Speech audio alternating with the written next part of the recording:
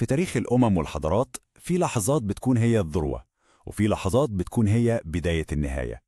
النهاردة حكايتنا عن آخر فصول المجد في تاريخ مصر القديمة، قصة عصر الفراعنة العظام، عصر الرعامسة. الحكاية اللي بتبدأ بقوة وجبروت وبتنتهي بغروب طويل وشمس إمبراطورية عظيمة بتختفي ببطء. وده يمكن أهم سؤال بيطرحه التاريخ. إزاي كيان عظيم زي مصر، إمبراطورية بنت الأهرامات والمعابد وفضلت واقفة على رجليها آلاف السنين، ممكن تقع؟ إيه اللي بيحصل يخليها توصل لنقطة النهاية؟ فرحلتنا دي هنمشي خطوة بخطوة، من قمة المجد والقوة مروراً بلحظات الضعف والتآكل الداخلي، لحد ما نوصل للحظة اللي بيسيطر فيها الأجنبي على عرش الفراعنة. طيب، بداية الفصل الأخير من المجد ده كانت غريبة شوية. يعني المتوقع إن اللي يبدأ عصر عظمة جديد يكون أمير مولود في القصر، لكن لا، اللي هيبدأ الحكاية دي كان راجل من عامة الشعب، جندي بدأ حياته في الجيش، وبكفاءته وشجاعته قدر يوصل إنه يحكم مصر عشان يرجع لها هيبتها المفقودة. الراجل ده هو رمسيس الأول. أصله مش ملكي خالص، كان مجرد قائد عسكري من الدلتا، لكنه كان كفء لدرجة إن آخر ملوك الأسرة اللي قبله، الملك حورمحب اللي كان هو نفسه قائد جيش، شافوا أنسب واحد يمسك البلد ويرجع لها استقرارها بعد فترة فوضى.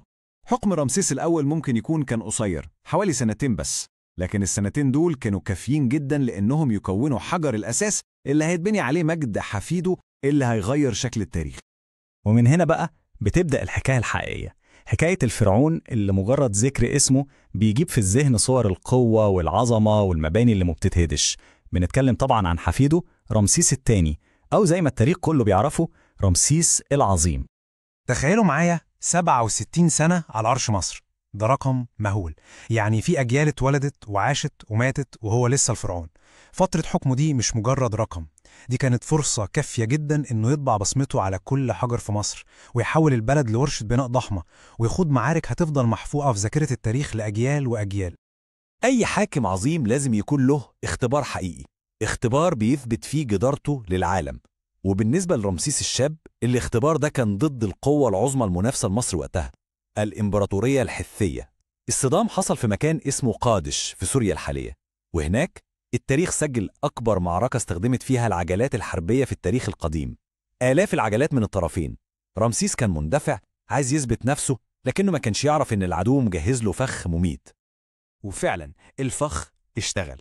جيش مصر اتقسم، وفرقة رمسيس لقيت نفسها فجأة محاصرة بآلاف العجلات الحربية الهثية. الموقف كان شبه منتهي، الجنود بدأوا يهربوا، والفرعون الشاب بقى لوحده تقريبا في وش جيش كامل. في اللحظة دي، لحظة اليأس المطلق، بتظهر الأساطير. رمسيس بدل ما يستسلم بص للسماء ونادى لإله آمون: أنا ابنك يا آمون، ساعدني. وبعدها عمل حاجة شبه مستحيلة، انطلق بعجلته الحربية لوحده في قلب جيش العدو. الجنود لما شافوا شجاعة ملكهم الخارقة دي، رجعت لهم الروح ورجعوا يقاتلوا تاني بضراوة. عسكريا المعركة دي انتهت تقريبا بالتعادل، محدش حقق نصر حاسم، كل طرف رجع بلده بيحتفل بالانتصار. لكن الأهم بكتير من نتيجة المعركة هو اللي حصل بعدها بسنين. رمسيس أدرك إن القوة مش بس في الحرب، فعمل حاجة سبقت عصره بآلاف السنين. وقع أول معاهدة سلام مكتوبة ومسجلة في التاريخ مع أعدائه الحيثيين. المعاهدة دي كانت بتنظم كل حاجة، من وقف الحرب لتبادل الأسرى وتسليم اللاجئين السياسيين. ولحد النهاردة في نسخة طبق الأصل من المعاهدة دي محطوطة في مبنى الأمم المتحدة، كدليل على إن فكرة السلام المنظم كانت فكرة مصرية أصيلة. لكن رمسيس ما كانش مجرد محارب ودبلوماسي، رمسيس كان بناء، يمكن أعظم بناء في تاريخ مصر كله. فترة حكمه الطويلة حولت مصر كلها لورشة عمل مفتوحة. بنى عاصمة جديدة كاملة في الدلتا بره عمسو، بنى معبده الجنائزي المهيب الرمسيوم. لكن الأيقونة، التحفة الفنية اللي بتلخص عظمته، هي معابد أبو سمبل. تخيلوا إنه ينحت معبدين كاملين في قلب الجبل، مش يبنيهم، لأ ينحتهم.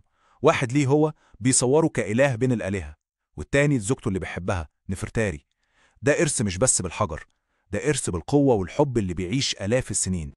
بس لكل قمة منحدر، وبعد رحيل العملاق رمسيس الثاني بدأت شمس الإمبراطورية تميل للغروب.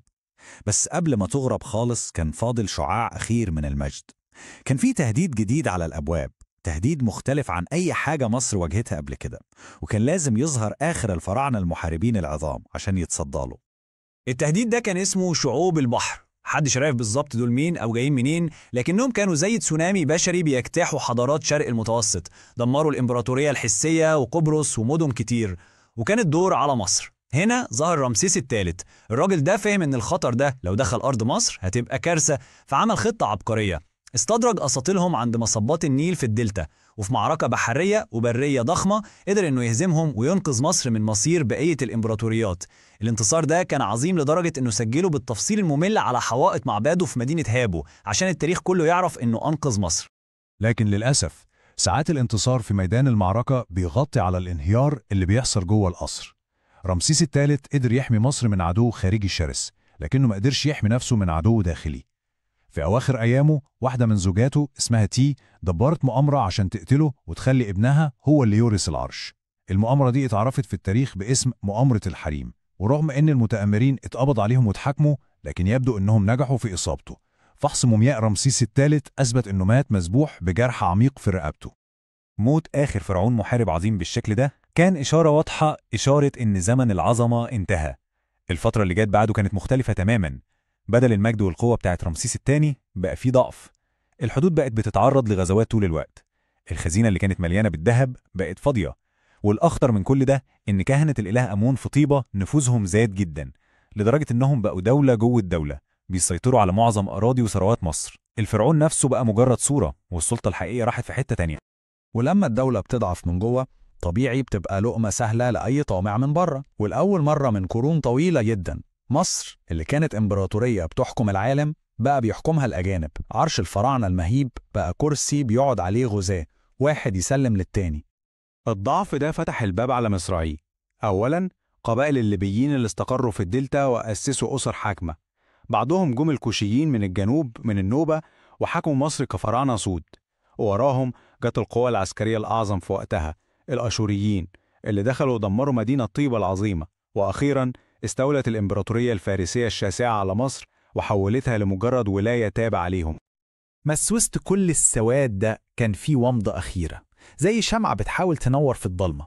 لما الفراعنة الكوشيين حكموا كان فيهم ملك عظيم اسمه طهارقة. الراجل ده كان معجب جدا بتاريخ مصر، وحاول بكل جهده يرجع أيام المجد القديم. بنى وعمر ورمم المعابد كأنه واحد من الفراعنة العظام بتوع زمان. لكن للأسف طموحه اصطدم بالواقع المر، بقوة الأشوريين اللي كانت أكبر منه بكتير. هزيمته كانت زي الصدى الأخير لأغنية مجد قديمة قبل ما كل حاجة تسقط تماما. وهنا القصة بتاخد منحنى جديد تماما وغير متوقع. بنوصل للفصل الأخير في حكاية مصر كدولة مستقلة ليها فرعون. الفصل ده أبطاله مش مصريين، دول يونانيين، وآخر حكامها هتكون ملكة، يمكن أشهر ملكة في تاريخ العالم كله. الحكاية بتبدأ مع الإسكندر الأكبر سنة 332 قبل الميلاد. دخل مصر كأنه محرر بيطرد الفرس المكروهين، والمصريين رحبوا بيه واعتبروه فرعون. لكن بعد موت الإسكندر المفاجئ، إمبراطوريته الضخمة اتعسمت بين قواته. نصيب مصر كان من حظ واحد اسمه بطليموس الأول. بطليموس ده أسس أسرة حاكمة جديدة، الأسرة البطلمية، اللي فضلت تحكم مصر حوالي 300 سنة. الفترة دي كانت مزيج غريب ومبهر بين الثقافة المصرية واليونانية، وعاصمتهم الإسكندرية كانت منارة العالم، فيها أكبر مكتبة وأعظم العلماء في كل المجالات. آخر فرد في السلالة دي كانت كليوباترا السبعة. كليوباترا ما كانتش مجرد ملكة جميلة زي ما السينما بتصورها، دي كانت سياسية محنكة وبتتكلم حوالي 9 لغات بطلاقة. كانت فاهمة كويس قوي إن في قوة جديدة صاعدة في العالم هي اللي بتتحكم في كل حاجة، روما. وعرفت إن بقاء مصر كدولة مستقلة مرهون بعلاقتها مع روما، فلعبت لعبة سياسية خطيرة جدا. اتحالفت مع أقوى رجل في روما، يوليوس قيصر، عشان يضمن لها عرشها، وبعد ما اتقتل اتحالفت سياسيا وعاطفيا مع خليفته في الشرق، مارك أنطونيو، عشان يبنوا مع بعض إمبراطورية شرقية تواجه القوة الصاعدة لأوكتافيان في روما. المقامرة الكبيرة دي كان لازم ليها نهاية حاسمة، والنهاية كانت في معركة أكتيوم البحرية سنة 31 قبل الميلاد. كانت معركة فاصلة، يا إما عالم بيحكموا أنطونيو وكليوباترا من الشرق، يا إما عالم بيحكموا أكتافيان من روما. وللأسف أسطولهم المشترك اتهزم هزيمة منكرة. الهزيمة دي ما كانتش مجرد خسارة معركة، دي كانت نهاية حلم ونهاية استقلال مصر. أوكتافيان دخل الإسكندرية ومصر اتحولت رسميا لمجرد ولاية تابعة للإمبراطورية الرومانية. سنة 30 قبل الميلاد. التاريخ ده هو خط النهاية، نهاية حكم البطالمة بانتحار كليوباترا، والأهم نهاية 3000 سنة من تاريخ مصر المستقلة تحت حكم الفراعنة. 3000 سنة من الحضارة، من القوة، من المجد، من الآلهة والفراعنة والمعابد انتهت في السنة دي. وهنا بعد الرحلة الطويلة دي كلها لازم نسأل نفسنا سؤال مهم. صحيح لقب فرعون انتهى والحكم بقى روماني وبعده بيزنطي وإسلامي، لكن هل روح مصر نفسها ماتت؟ هل الحضارة اللي صمدت آلاف السنين دي ممكن تدفن وتختفي لمجرد إن الحكم اتغير؟ لما بنبص على المعابد اللي لسه واقفة وعلى العادات والتقاليد اللي فضلت عايشة فينا لحد النهاردة، بنعرف إن الإجابة غالبا هي لأ، لأن قصة مصر حكايتها أعمق وأكبر من أي حاكم، حكاية عمرها ما بتخلص.